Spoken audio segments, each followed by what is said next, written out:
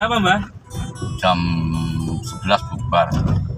Oh, Mbak Ireng pagi ini jalan-jalan nih sama Jenderal. Oh, kita mau ke Pringsewu. Mau ke Pringsewu. Tuh di belakang tuh jenderal kita. Saya masak sama Mbak Ireng masak. Kita mau pembinaan ke petani pepaya yang ada di Pringsewu, Sukoharjo. Ayo Sukoharjo. Iya. Sukoharjo. Bagi tugas semua PSD harus bergerak sesuai dengan arahan. Siap. Oke, KSM Lebih cepat, lebih baik, mantap. Dia seperti aku penyuluhan. Wong sitok ditahan sampai habis diam. Kok diam dia? Terus caranya ikut kalau mau pakai gimana? Caranya kami koperasi. Jadi siapapun yang mau memakai pupuk kami, cara belinya masuk ke anggota koperasi kami. Persyaratannya ini terus membeli pupuk 600.000 dapat 6 liter untuk pakai ketangkup. Ini murah kok seperti ini. Kalau gitu saya mau coba lah. Tuh, saya bukan bicara punya sampean tadi loh, eco farming. Saya bicara punya saya seperti ini. Kalau bicara perusahaan ini profilnya punya saya gitu. Ya udahlah, kalau gitu saya akan coba, saya ikut. Deh, siap benar ikut, siap. Salaman ke Rakutas. Tes maksimum aplikasi. Gabung ngokopar balik lah.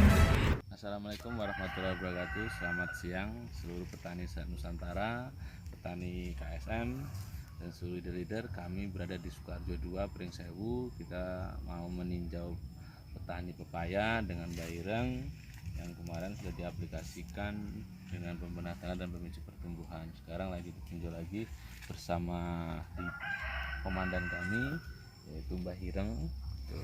Jadi kita mau mengetahui bahwasanya ini kenapa, dan itu saya dari ciri jamur tuh. Kita mau tes, kita lanjutkan nanti lagi. Assalamualaikum warahmatullahi wabarakatuh. Salam. Assalamualaikum. Itu lagi Mbak Ireng lagi mencari kendala ya, caranya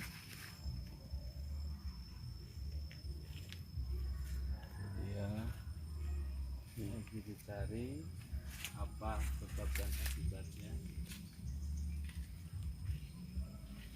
Ya karusan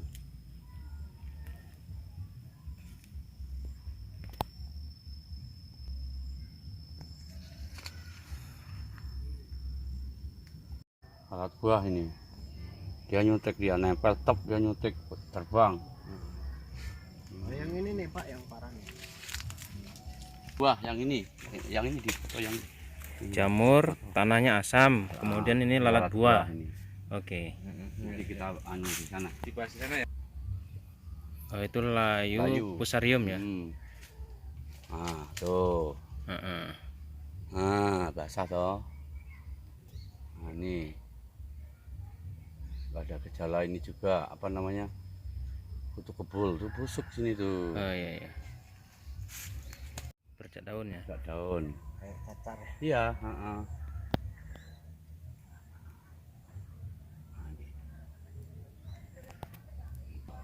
Apanya? Pemicu Atas. ke atas. Udah satu kali juga. Yang lebih parah yang mana? Ada nggak? Ada nggak? Yang inilah ya. Ini ya? Itu di sana ya ada di sana juga. Terus kemarin saya potong ini. Berjamur itu dia akan mengakibatkan leles ini nanti.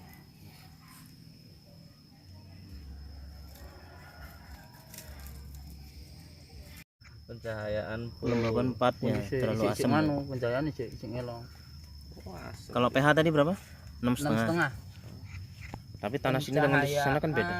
Kita semprot terus udah berapa hari lah, 3 hari minimal, 2 hari Terus kalau udah dibuang airnya, terus besoknya kita semprot pakai organik itu gimana Pak? Nggak apa-apa. Nggak apa-apa. Nggak apa-apa. Ini bicara yang tadi situ ya? Yang situ ya? kolam. Iya, di kolam. Itu udah dipupuk kimia belum? Belum Pak. Belum kan? Belum. Pembenah tanah sudah? Belum mau rencananya. Ya karena obat rumput itu dia sini. Satu dia kimia dan dia racun. Obat rumput ini herbisida. Racun ini tujuannya untuk membunuh, membakar rumput yang tua. Di situ ada sifat pembeku. Sifat pembeku itu membekukan biji rumput. Ini tujuannya. Nah, sekarang kalau itu yang tadi itu mau di pembeku, silakan nggak apa-apa. Setelah di pembeku selang 3 hari ya, baru di pembenah. Biar pembeku itu dia bekerja sendiri. Kalau itu begitu disemprotkan, terus langsung besoknya disemprot dengan pembenah, dia netral. Gitu. Jadi 3 hari dulu biar dia bekerja. Setelah 3 hari baru disemprot pembenahnya. Itu pemicu pertumbuhan plus pembuahan, kan sudah ada pembuahan di situ. Pemicu pertumbuhan plus pembuahan. Tambahannya hanya NPK saja. Tuh, NPK kami satu, N-nya kami buat kecil, N-nya. P-nya, fosfatnya ini besar dan K-nya ini yang kuat. Ini sudah bisa untuk mengangkat pembuahan di situ. Jadi udah nggak usah lagi membeli obat perangsang buah segala macam, udah nggak usah. Cukup dengan itu saja. Nah, NPK kami cair ini 1,5 liter. Ini perbandingannya 7 kilo NPK Mutiara yang murni. Ini uji lab kami di Jakarta itu, di Skopindo. Jadi perbandingannya 1,5 liter NPK cair kami 7 kilo NPK Mutiara yang asli, yang murni. Udah beda-beda pH tanah itu. Nah, bagaimana untuk netralkan? Ya tetap kita harus penanganan utama kayak tadi yang saya buka akarnya, saya tarik akarnya di situ. Di situ banyak terjadi akar gada. Akar gada itu penyakit. Dia akan bisa menimbulkan tidak keseimbangan, kenormalan pertumbuhan. Itu dari akar gada itu. Kalau di cabai, sampean boleh tuh cabainya yang keriting itu, sampean buka, cari, pasti ada yang merentil gitu. Itu namanya akar gada, itu penyakit itu. Itu karena apa? Dia itu kekurangan auksin. Nah itu, auksin itulah yang untuk perangsang pertumbuhan akar. Itu auksin namanya. 1 liter pembenah tanah, 1 NPK ya. Itu ditambah lagi air 15 liter saja. 15 liter per tangki disemprotkan 1 liter, diambilkan 1 liter. Baru penuhin gitu kan. 15 liter tadi ambilkan 1 liter, taruh di tangki, tangkinya penuhin air, semprotkan. Dalam 1 tangki usahakan 15 batang di tanahnya keliling, dibasahin lebih bagus. Pembenah tanah lebih banyak lebih bagus. Tapi kalau dengan standar 1 liter per tangki, dalam 1 tangki 15 batang, ini biasanya kami lakukan seperti itu sudah normal kembali, ya kan? Itu satu. Kemudian untuk pemicu pertumbuhannya, pemicu pertumbuhan yang paling murah, ukurannya tembakau 1 kilo ditambah diblenderkan bawang putih 1/2 kilo, terus dicarikan belerang 1 on saja. Nah itu direndam air 15 liter di bak gitu aja. Setelah direndam itu, kalau nggak dipakai, semakin lama direndam ya semakin bagus, artinya nggak ada kadaluarsa. Nah dalam penyemprotannya, pemicu pertumbuhan 1 liter kan ditambah dengan NPK cair tadi 1 botol ya, itu dijadikan 20. Yang pembenah tanah tadi jadi 15, yang pemicu jadi 20. Udah jadi 1 ya babonan. Penyemprotannya 1 tangki itu, ini diambilkan 2 gelas. Itu pertumbuhannya sudah pembuahan yang pertama itu diambilkan 2 gelas dari air 20 apa yang diadoni 20 tadi. Nah, sudah dimasukkan per tangki, usahakan juga 15 batang dari bawah ke atas. Nah, kenapa seperti itu? Kadang-kadang kalau ada daunnya itu juga dikenakan ke atas begini. Supaya apa? Kalau ada kutu kebul itu adanya di bawah. Ya kan? Kalau trip itu adanya di atas. Ini bedanya. Ini binatangnya mirip-mirip. Mirip-mirip binatangnya. Cuma trip ini nggak ada. Cerita trip itu ada di bawah nggak ada. Kutu kebul di atas itu juga nggak ada. Nah, ini bedanya. Kalau kutu kebul itu di bawah, kalau trip itu di atas, makanya nyemprotnya begini ke atas begini. Seperti itu di adonan itu, di adonan tembakau tadi yang 20 liter tadi jadiin satu di situ. Seperti itu. Kemudian yang cabai nih, cabai yang keriting tadi itu sampai penyemprotannya usahakan 3 hari sekali. Sama lah dengan nyemprot itu dari bawah. Pokoknya nyemprot atesnya itu juga, ya itu dikenain juga di situ aja. Batang, kelilingin batang itu, basahin pembenah tanahnya ya, basahin itu, terus pindah. Usahakan di satu tangki itu untuk 15 batang. Kemarin saya 20 batang. Ya antara sebetulnya nggak masalah, antara itu. Kalau ini larikan ini, dari kan di sini katesnya, di sini kosong kan, sampai semprot. Ini kan ya bukan mubazir sih, ya itu boleh-boleh saja, tapi sampean boros, nanti beli pupuk terus sampean. Ya, kemarin itu 1 kali aplikasi aja karena habis.